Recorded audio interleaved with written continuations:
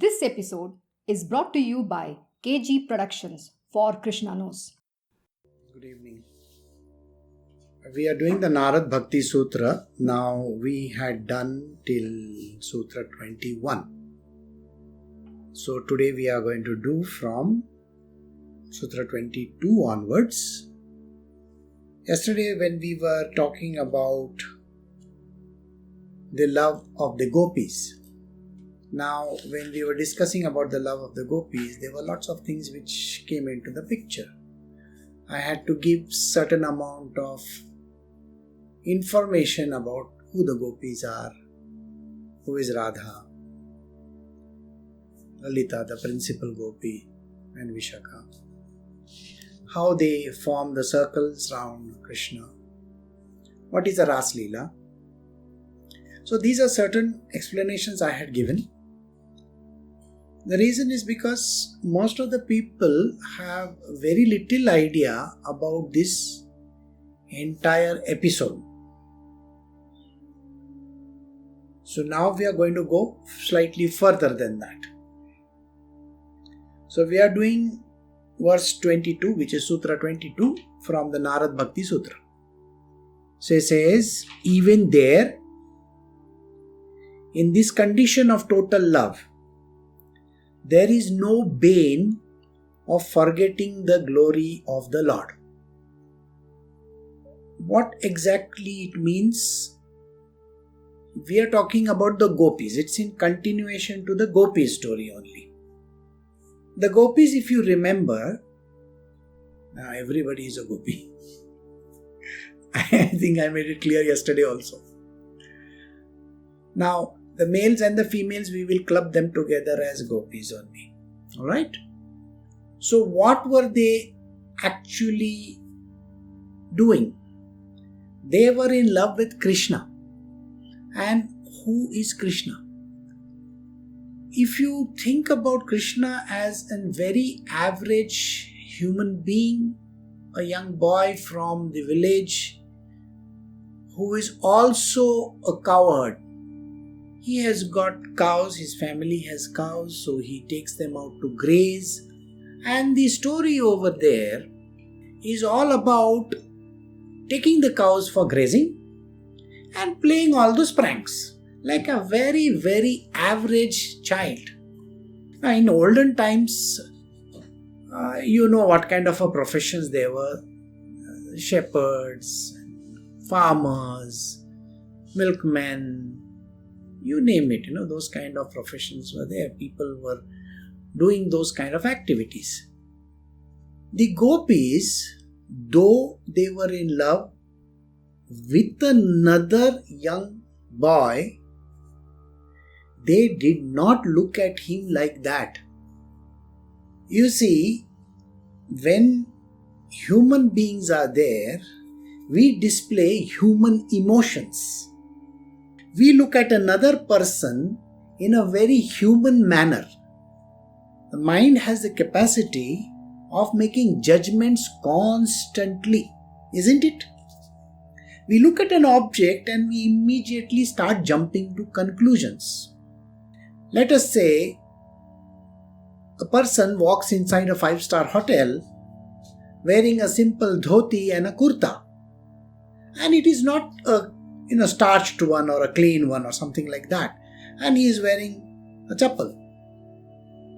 In the 5-star hotel, if he walks in, I don't think he will be ever allowed to enter that place. Why? Because people look at the attire of the person, they look at how he is dressed, and then they will tell him, I'm sorry, you are not allowed inside. This is judgment. We make judgments like this. Now, every day we make judgments. On every person, thing, whatever we look at it, we start making judgments.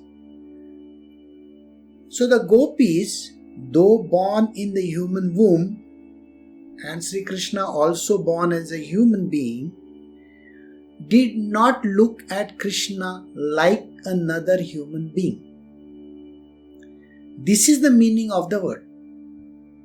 I will tell you a very funny incident that happened with me. Now, I am dressed in a t-shirt and jeans, and I wear kids and I walk around here and there in a very, very like any other normal human being. So one day I was called at a very big function to give a talk to people. And I reached that location. Now I went walking to that place. Walking means I must have taken a bus or something. I got off and I walked inside that club. It's a very massive club with a lot of people over there. And these are who's who of Bangalore city. Now, I was told that there is this particular hall where I was supposed to go. Now, I went to the hall. It was closed. The door was closed. So I slightly opened it and I looked inside. A well-dressed gentleman with tie and all, he literally sprang at me and he said, "Don't disturb us, get out from here." And I was wondering, I thought I had disturbed some kind of a meeting or something. I said, "I'm very sorry, sir." And I walked out of that place. And I was wondering, now what am I to do? So the organizer who was there, I called that person.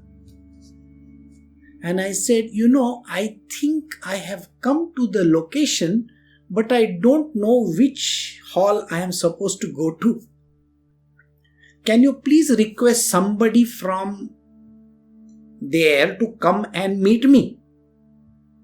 And maybe they can guide me to that place because it's a big club, very massive place. So 2-3 ladies came out of the same place from the same door, and they came and they looked at me and they asked me, "Are you Guruji?" I said, "Are you looking for me?" Because I just now called up someone. "Oh, so sorry. And they escorted me inside.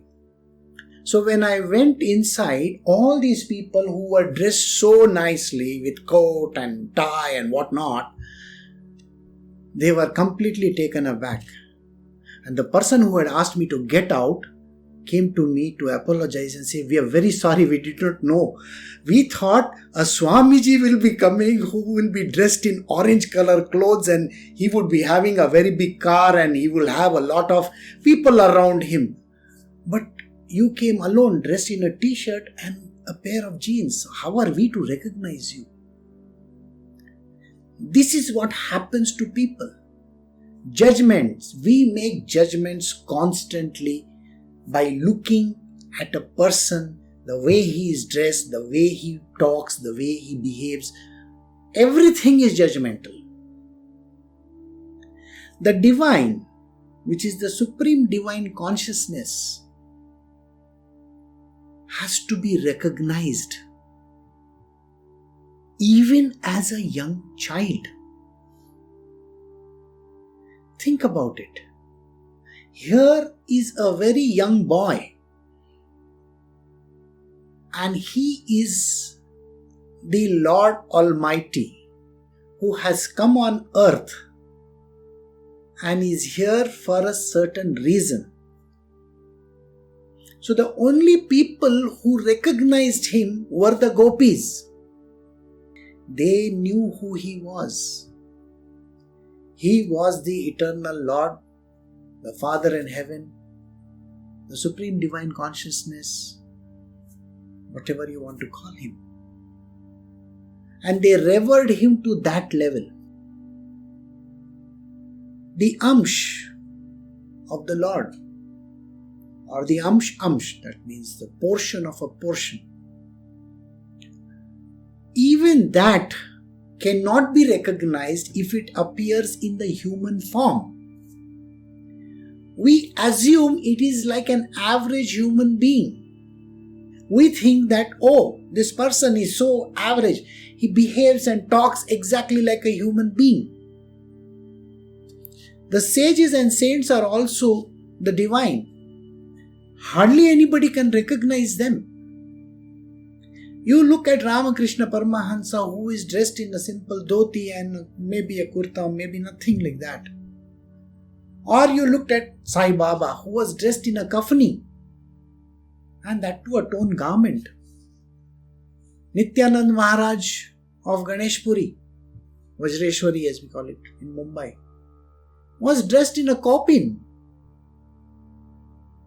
Who would recognize such a great figure? It is very difficult to know who they are. One day it so happened that I was walking down the ghats, and at Triveni Sangam I met a person, and that person came and wished me, and then I looked at him and I said, I want you to talk to me. Tell me what you are doing. And he behaved in a very, very normal manner. It was difficult to recognize a very great saint. He looked like a complete madman. At another place in Audambar, we had gone to a temple of 64 yoginis. So, before we entered, I told the people who were there with me, there is a yogini over there and she is guarding that place. Give her sufficient respect, and I want to give her a little money. The moment I entered that place along with my disciples, there were about 3-4 yoginis who literally came and stood in front of me, or rather behind me.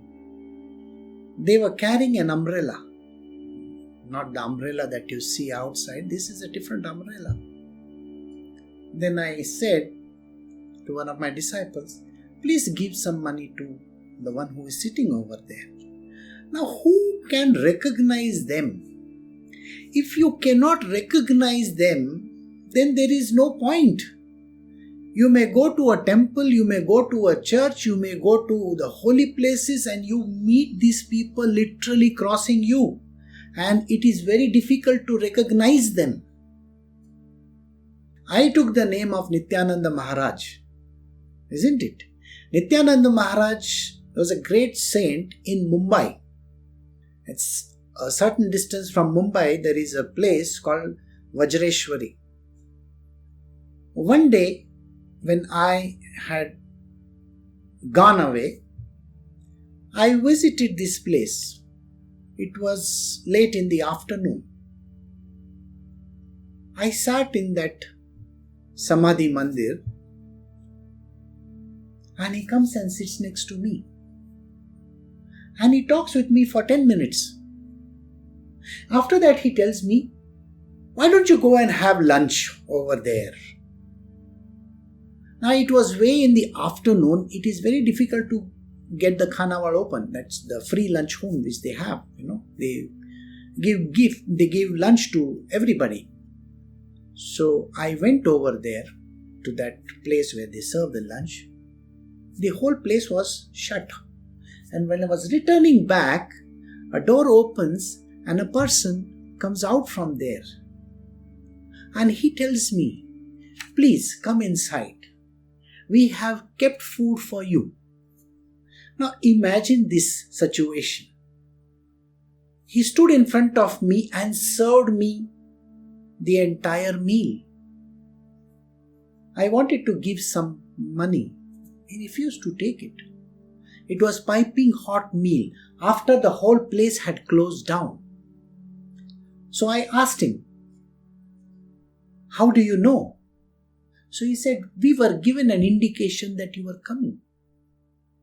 Recognizing the divine consciousness is so very important. And the gopis had this ability to see through. Even there, in this condition of total love, there is no bane of forgetting the glory of the Lord. When you are madly in love also, Never let that idea slip from your mind that you are talking to the divinity over there. You're not talking to some average person. And the gopis had that knowledge. How does that knowledge come? When you are madly in love, when you have the highest of the devotion, the knowledge is self-effulgent. It comes on its own. You don't need to stress, oh, who is this person? You don't have to think about it like that. People really don't have to do that. These instances, plus there are many more, which I said, I will be telling you, where you will get an understanding how this entire universe works. The divinity can be recognized. Please understand one thing. People think it is vibrations.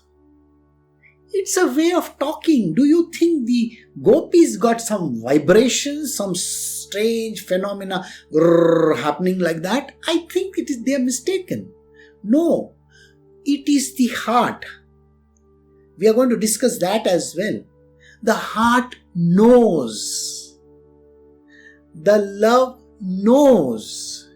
God is love. It's eternal love. And love recognizes itself. There is no qualifier for love, by the way. Love is love, qualifying itself. It is love which looks at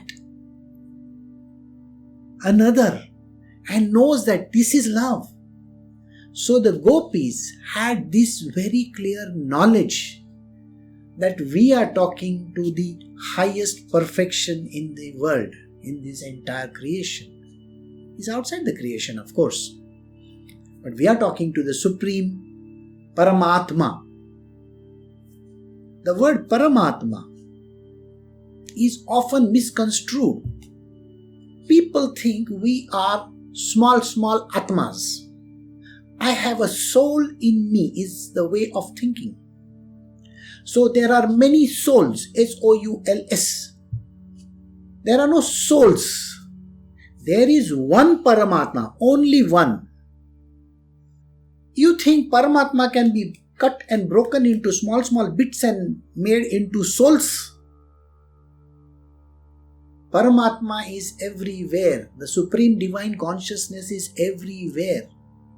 We are creations of Mother Nature, Prakriti. Understand this.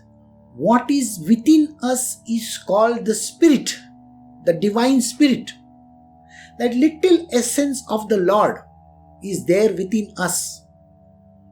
That is the way we have to look at it. It's literally like we are a bottle and we are filled with it. Inside and outside is the divinity.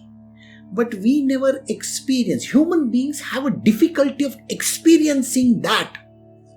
The reason is because of the covering. It's like if I wear red color glasses, I can see the world red in color. If I wear yellow color glasses, I will see the whole world as yellow. It is because I am using my senses and my mind. Got it? If I use my senses, my mind, my intellect, my lower intellect, I am always going to be confused. I will never recognize divinity anywhere. So never allow your senses or your mind to dictate to you, because you will always make judgments on another person. You look at that person and you will immediately judge. So never judge the Supreme Divine Consciousness. If you see through these eyes, you will not understand. That is why in the Bhagavad Gita, Sri Krishna says to Arjuna, he says, I will give you the divine vision through which you will see me in that divine form. So I hope you got that. So we will move to Sutra 23. Narada Bhakti Sutra 23. Love without the knowledge of his true nature is like the illicit love for the paramour. The paramour, the lover. What is the kind of love that a person has for the girlfriend, whatever, or the boyfriend or significant other as we call it? What is the love that is there? It is qualified by lust. It's a simple lust. People are lusty in this world. They look at everything in the form of lust. And this lust is so intense. Literally, it's so much that you will find that there are people who can do anything for this lust. Haven't you come across stories in the newspaper every single day? There are murders. There was a young girl slaughtered literally by four or five people. There is a person in the United States jail who is such a lusty person. I mean, the stories and stories and stories are there. How many people fall for this? This love for the flesh, the lust which a person has, is the love that every person has in this world for the one that they crave for. This is craving. And it's a baser instinct. Even the animals do the same, isn't it? So here what he says is, the love of God is not like that. It has nothing to do with lust. Alright? It is love without the knowledge of the true nature. What is the true nature? Jesus Christ also said, the Father in heaven is love. God is love. There was a movie called that, God is love. What is this love? We cannot describe the divinity, the Paramatma, Krishna, besides this word. He is the highest form of love. And it cannot be qualified or quantified as lust. Please not even go in that direction. So it is not, it's like an illicit love. Illicit love, you understand? It's a sneaky kind of a love that you have. You look at that person sneakily. And what are you looking for? What is average human being looking for? Gratification. You see, when people say they are in love, think, are they really in love? Today we have even the LGBTQ community. Is it unconditional love? No. It is still full of lust. At the end of the day, we are still trying to satisfy our baser instincts. This is not the way how the divine love can be defined. The love of gopis had nothing to do with it. Now, if you go through the scriptures, what is this love all about? So, he says, we are just moving to the next verse, so to get an understanding of what is this love all about. So, Sutra 24 says, in the profane love for the paramour, the sense of happiness in the happiness given to another surely does not exist at all. You see, when you love somebody else, what exactly are you talking about? Like I said, it's lust and it is gratification. It is called passion. Passionate love. Now, passionate love, lust, gratification, all these words. I'm not using the baser words, okay? So, what is all this about? It is about satisfying myself. You got it? The person wants to satisfy himself. He's interested in satisfying somebody else. No. Person is talking about taking, not of giving. Did you get it? There is always an expectation. Just before this, I was telling you, what is it that we are having? We are making judgments. Judgments constantly. There are expectations in this kind of a material worldly love. Everybody is expecting something in return. I want this, I want that. It's you scratch my back, I scratch your back. Think about marriage. What is a marriage? A marriage is a piece of paper. Imagine that. You see, the funniest part of marriage is you cannot minus it out till you get another paper. And that too from the court. Can you imagine that? If marriage between two people who are there in having unconditional love, why is it that they have to go to the court to divorce? Why? Why do they have to do it? If it is unconditional, think, why do we come to that stage in life? Did you get it? In today's day and age, the idea of giving doesn't exist. What am I getting? What do I get? See, in olden times, I was reading a very dangerous article in CNN. It was talking about a woman in Nigeria. How she was living happily, running a store, selling clothes. And then her husband died. The moment the husband died, they took her, the in-laws, all the people from the husband's side, they took her, they shaved her head, they shaved her entire body, removed all her clothes, and she had to live with the corpse or something like that. It was such a terrible scene. I mean, we think in today's day and age, we think that, we are free. Where is this freedom? Tell me. What freedom are you talking about? Why does that woman have to go through such a painful journey?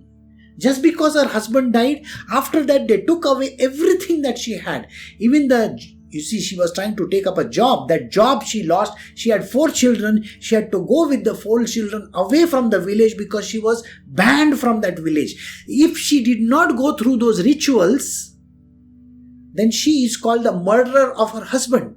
And I was shocked reading that article. It was by CNN. It was a terrible article.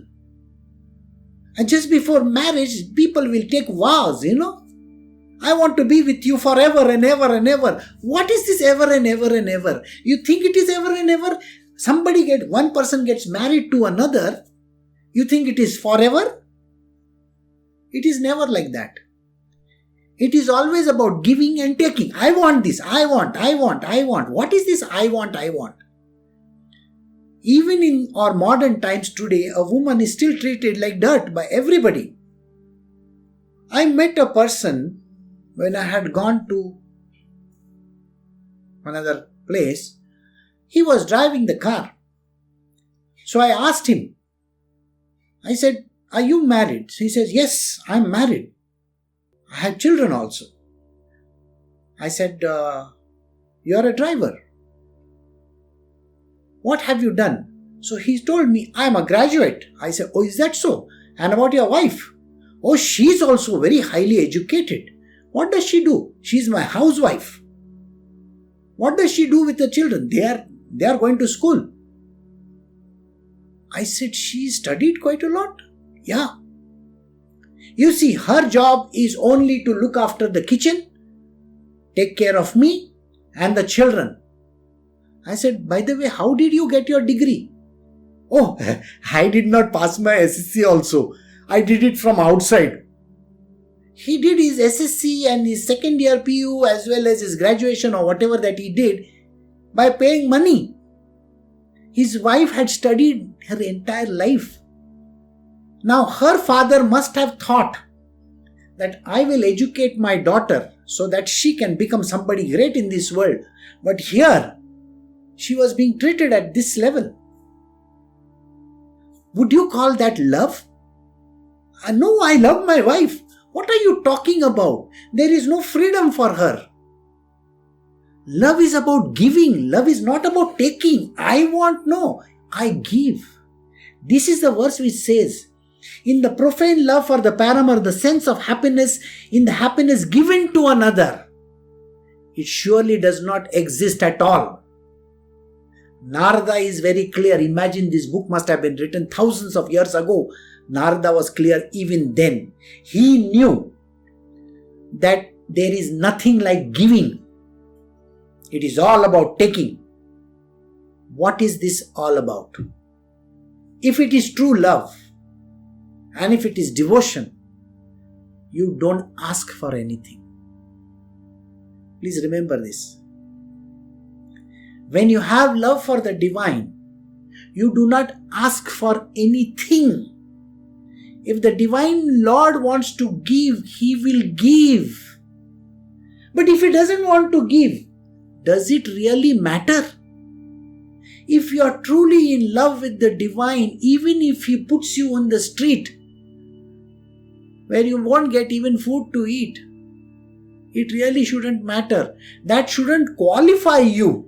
You know, God, if He gives me food, then I am happy. If He doesn't give me food, I don't care about any God. People leave their religion and go and join another religion because they are bribed. You see, the Sanatan Dharma says that the Lord, when He loves somebody, He doesn't give them anything. The moment a person comes to know, oh, this family is suffering. So there are people who are literally like vultures. They will come and they'll say, look at your religion. It is all about, casteism. You're thrown out. You're not given anything. Come and join our religion. Our religion is the best. What are they talking about? Yes, you have to attend this, you have to do this, and you have to do this. We will take care of your children. We run schools, We'll give you free education. We'll give you money. Oh, that is conditional love, by the way. So you bribe these people so that they can come to your place of worship. Why? Because their children are given education, they are given money, they are given some kind of sops. Then you can come. Sanatan Dharma has always welcomed people. We have never said, give us something.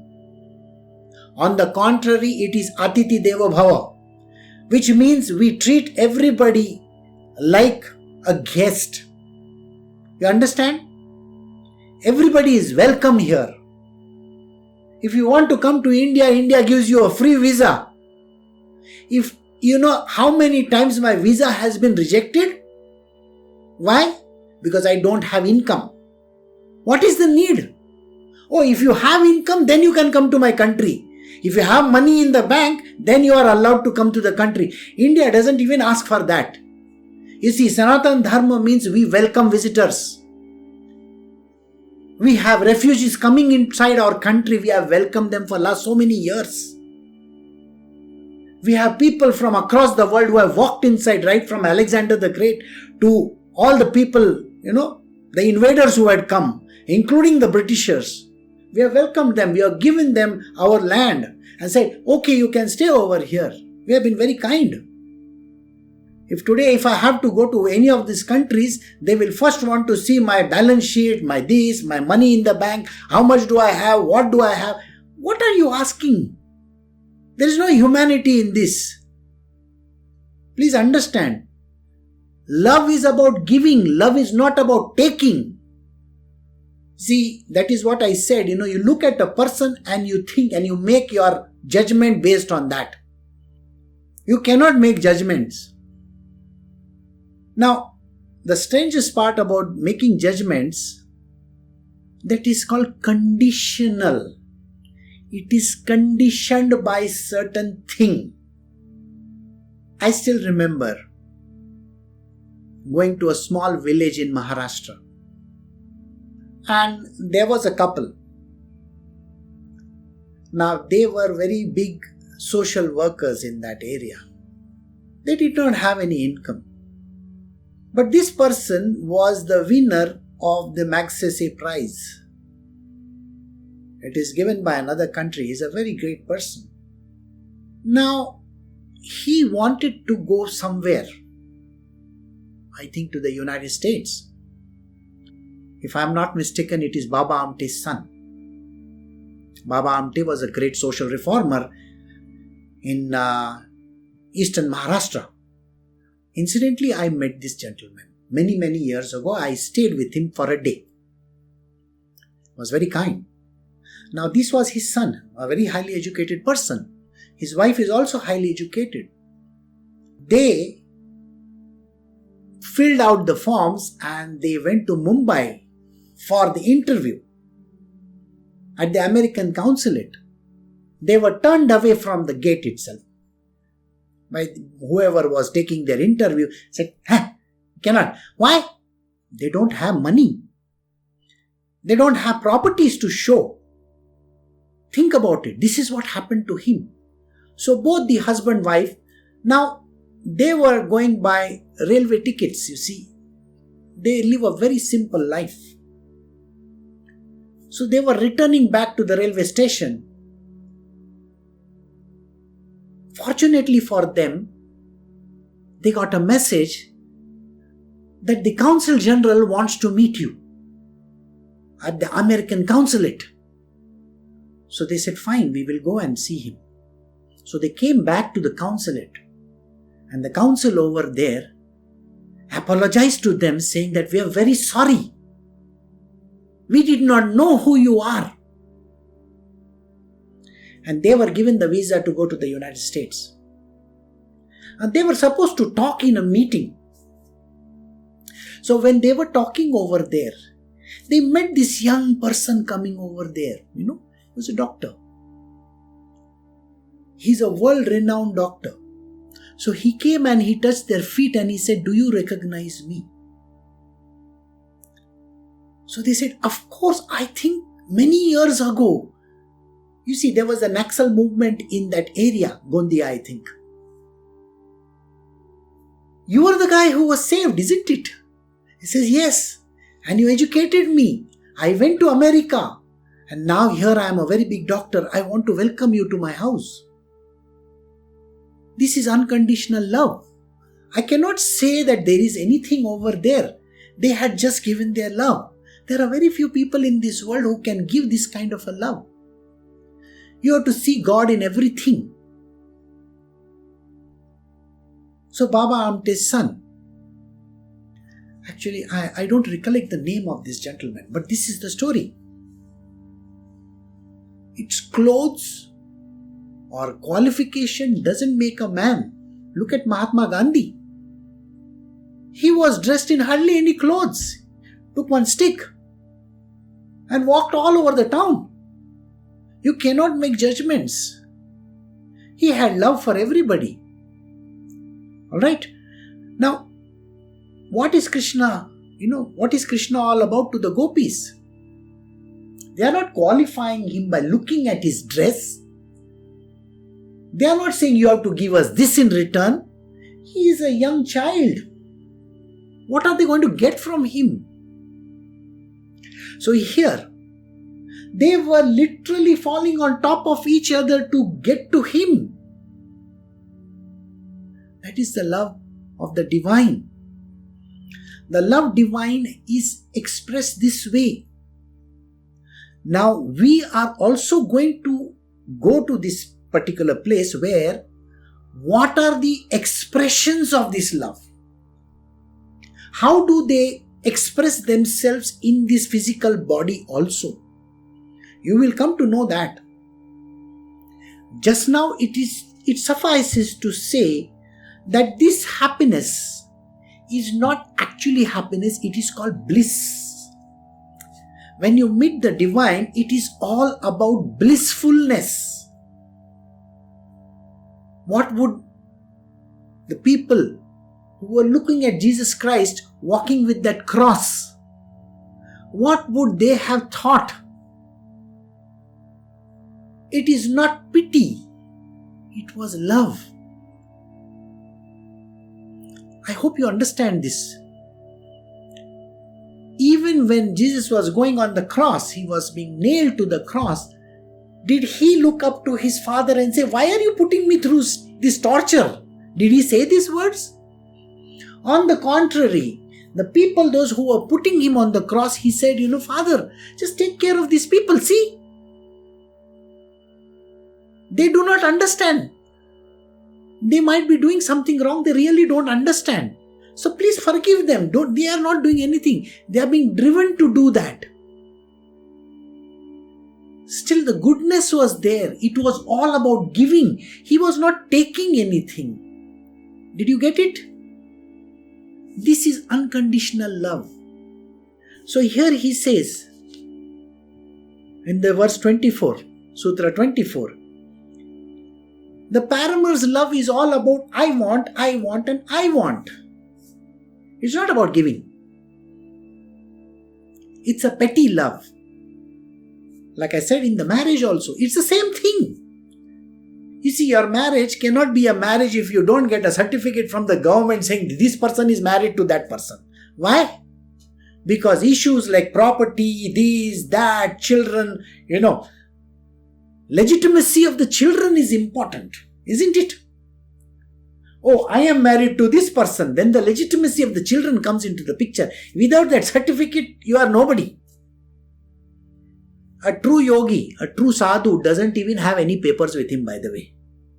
He doesn't have a cell phone, he doesn't have any papers, he doesn't have a ration card, he doesn't have anything which will say who he is.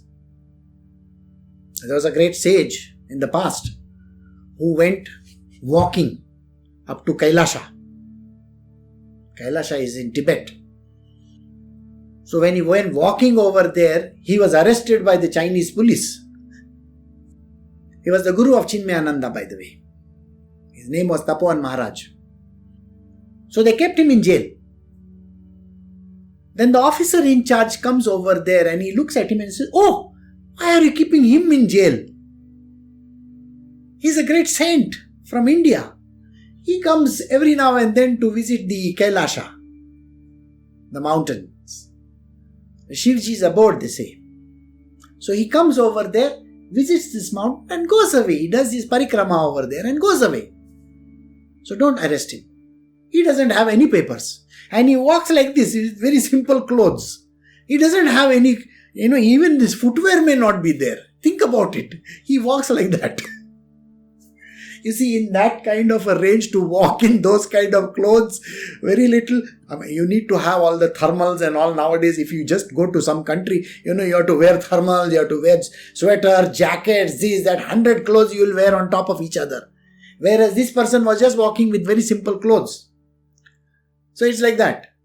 They don't care. Because they are lost in the divine. When you are lost in the divine, you don't bother about it.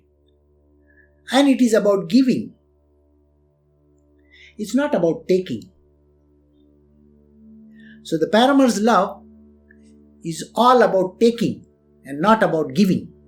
So did you get this? So, the happiness given to others.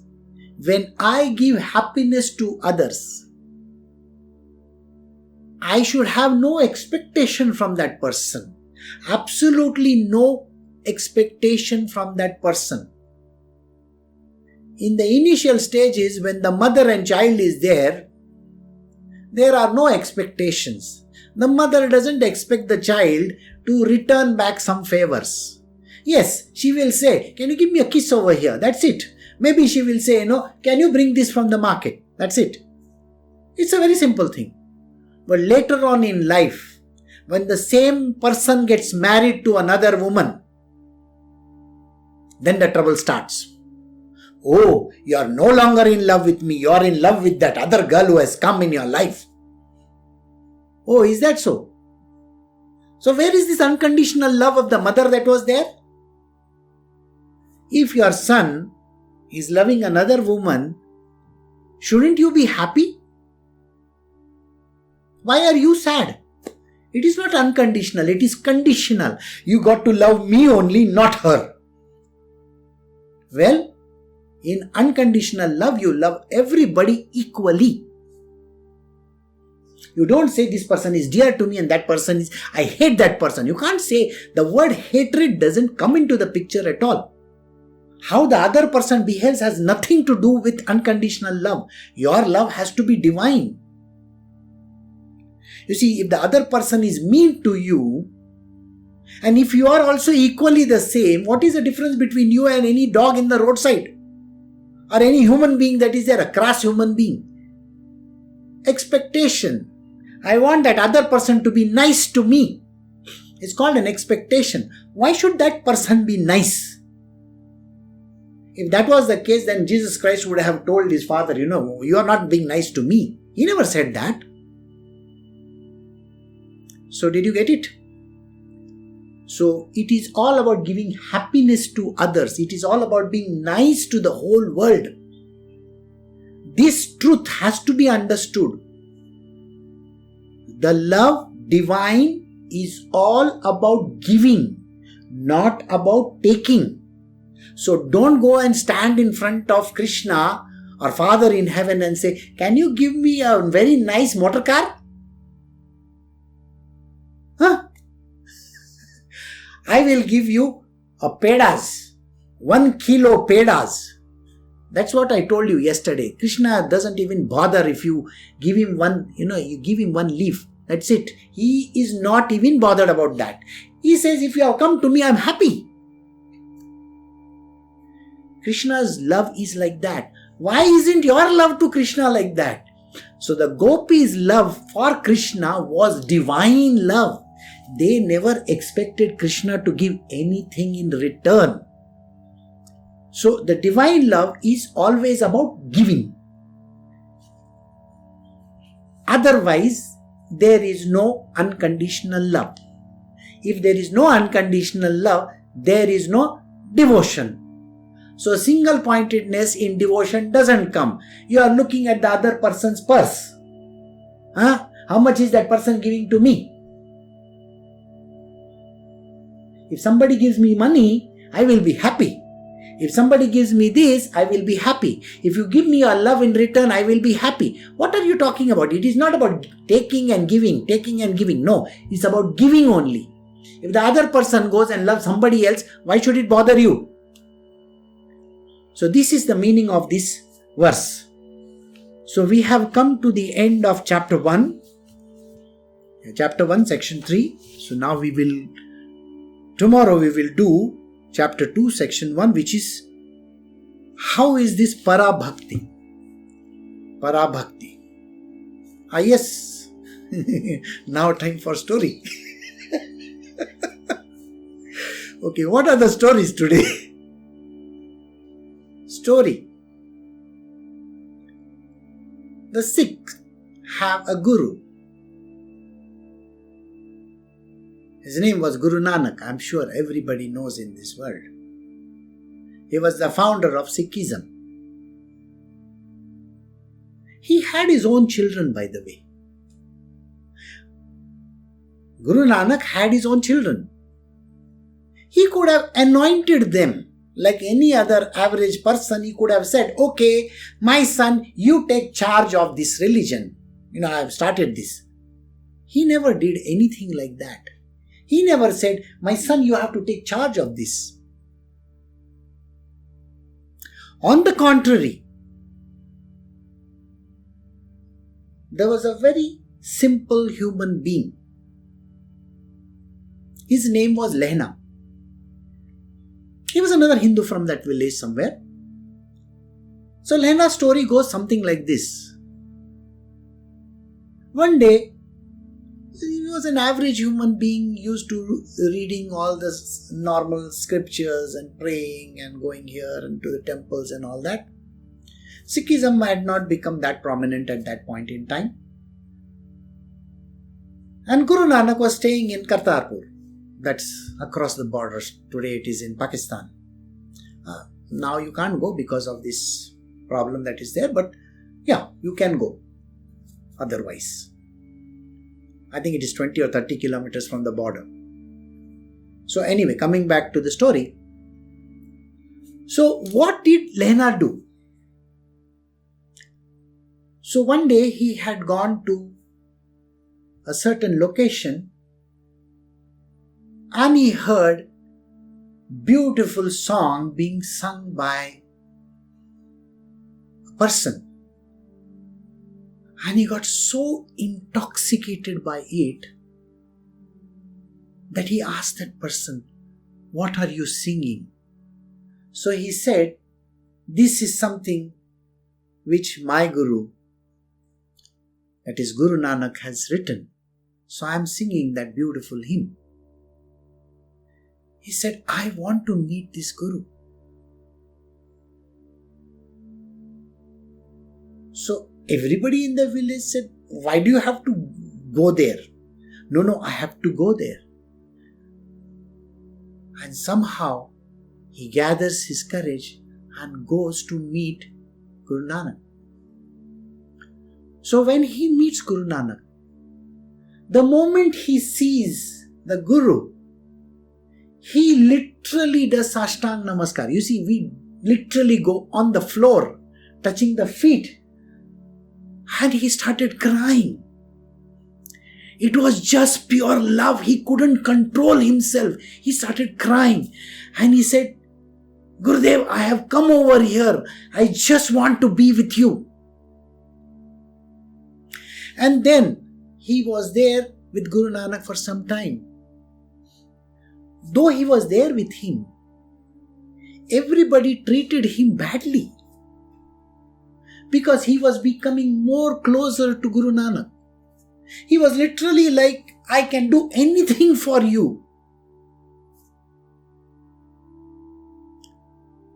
So Guru Nanak, when he saw this was happening, he told him, "You go back to your village and stay over there, right? And when I call you, you come back." So he had to send that person away because everybody around him was treating him badly. So he goes away. Lehna goes away to his village, stays in his village for some time, and after that he again comes back to meet the Guru.